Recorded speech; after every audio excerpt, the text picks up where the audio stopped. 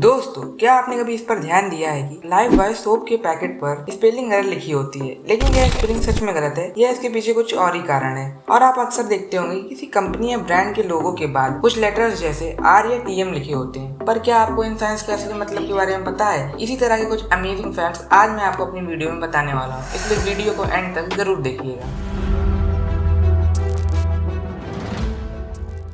Fact number 6। दोस्तों, आपने ये तो जरूर सुना होगा कि ओवर स्पीडिंग करने से हमें जुर्माना पड़ सकता है, लेकिन क्या आपने कभी ये सुना है कि लिमिटेड स्पीड में गाड़ी चलाने से आपको इनाम भी मिल सकता है? कुछ ऐसा ही हुआ सन 2011 में, जब स्वीडन के स्टॉकहोम शहर के रोड सेफ्टी डिपार्टमेंट ने शहर की सड़कों पर कुछ स्पीड कैमरे लगा दिए और ये रूल बनाया कि जो भी लिमिटेड स्पीड में गाड़ी चलाएगा उसका नाम एक लॉटरी में दिया जाएगा, जिसे जीतने से वह माला माल हो सकता है। और लॉटरी में दिए जाने वाले पैसे उन लोगों से वसूल किया गया जुर्माना होगा जो तेज रफ्तार में अपनी गाड़ी चलाते हैं। स्वीडन में किया गया यह रोड सेफ्टी एक्सपेरिमेंट काफी सक्सेसफुल हुआ, क्योंकि एक्सपेरिमेंट के बाद वहाँ की गाड़ियों की average speed 32 kilometre per hour से 25 किलोमीटर पर आवर हो गई। Fact number 5। कैलिफोर्निया के लिवरमोर के फायर स्टेशन में एक लाइट बल्ब है जिसे सेंटेनियल लाइट बल्ब भी कहा जाता है, क्योंकि ये बल्ब 121 सालों से लगातार जलता जा रहा है। इसलिए इस बल्ब को ऑफिशियली अब तक सबसे लंबे समय तक जलने वाला लाइट बल्ब कहा जाता है और इसके नाम एक गिनीज वर्ल्ड रिकॉर्ड भी है। इस बल्ब को सेल्वी इलेक्ट्रॉनिक कंपनी ने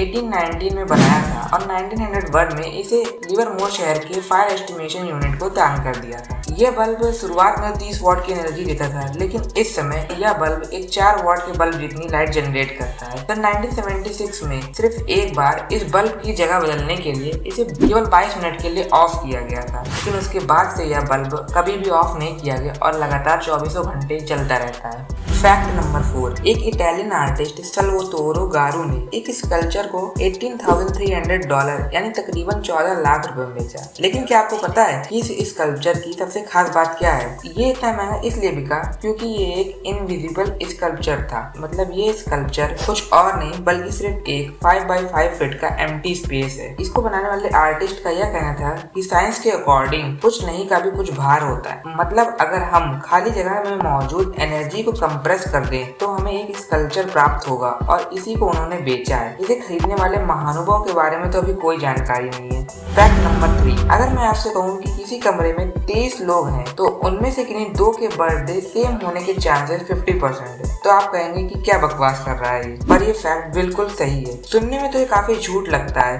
पर है तो ये एक शॉकिंग सच। ये काफी सरप्राइजिंग लगता है कि सेम बर्थडे वाले लोगों की 50% तक की प्रोबेबिलिटी को पाने के लिए हमें केवल 23 लोगों को इकट्ठा करना होगा, जबकि इसकी 100% प्रोबेबिलिटी को पूरा करने के लिए हमें पूरे 366 लोगों को एक साथ एक जगह पर लाना होगा। इस प्रॉब्लम को द बर्थडे पैराडॉक्स कहते हैं। इसकी खोज का श्रेय हैरोल्ड ड्वेन फोर्ड को दिया जाता है। Fact number 2। दोस्तों, क्या आपने कभी सोचा है कंपनी या किसी ब्रांड के लोगो के बाद आर या टीएम का साइन क्यों लगा होता है? क्या इसका कोई मतलब है? बहुत लोगों को लगता है कि इन दोनों साइंस का एक ही मतलब है, लेकिन ऐसा नहीं है। अगर किसी कंपनी के लोगो के बाद टीएम का साइन लगा है तो ये 2 चीजों को डिपिक्ट करता है। पहला, किसी प्रोडक्ट के नेम को स्पेसिफाई करता है। मतलब अगर किसी कंपनी के प्रोडक्ट के नाम के बाद टीएम का साइन लगा है तो कोई दूसरी कंपनी उस प्रोडक्ट के नेम को इस्तेमाल नहीं कर सकती। जबकि दूसरा यह डिपिक्ट करता है कि जिस प्रोडक्ट के लोगो के बाद इस साइन को लगाया जाता है उस प्रोडक्ट का ऑफिशियल रजिस्ट्रेशन अभी तक पेंडिंग में है। जबकि ये आर वाला साइन बताता है कि यह प्रोडक्ट ऑफिशियल रूप से रजिस्टर्ड हो चुका है। मतलब जिस भी कंपनी के लोगो के बाद ये आर वाला साइन है वह कंपनी भारतीय गवर्नमेंट से पूरी तरह से रजिस्टर्ड एंड अप्रूव्ड है और इनके द्वारा बनाया कोई भी प्रोडक्ट पूरी तरह से सेफ है और ये किसी भी ट्रेडमार्क कानून का वॉयलेशन नहीं कर रहा है।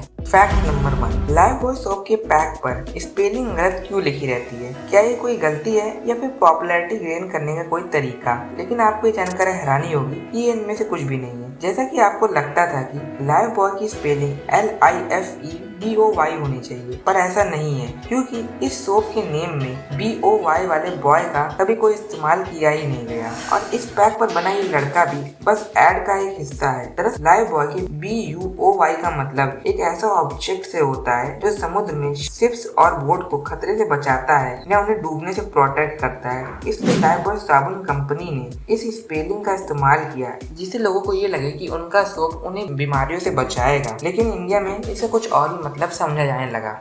तो दोस्तों आज के लिए बस इतना ही। वीडियो अच्छी लगी हो तो वीडियो को लाइक करें, नहीं अच्छी लगी हो तो अपनी इंपॉर्टेंट सजेशन को कमेंट जरूर करें और चैनल को सब्सक्राइब करके उस बेल नोटिफिकेशन को ऑल पर सेट कर लें, क्योंकि मैं ऐसे ही ऑसम वीडियो अपलोड करता रहता हूँ। And thank you so much for watching.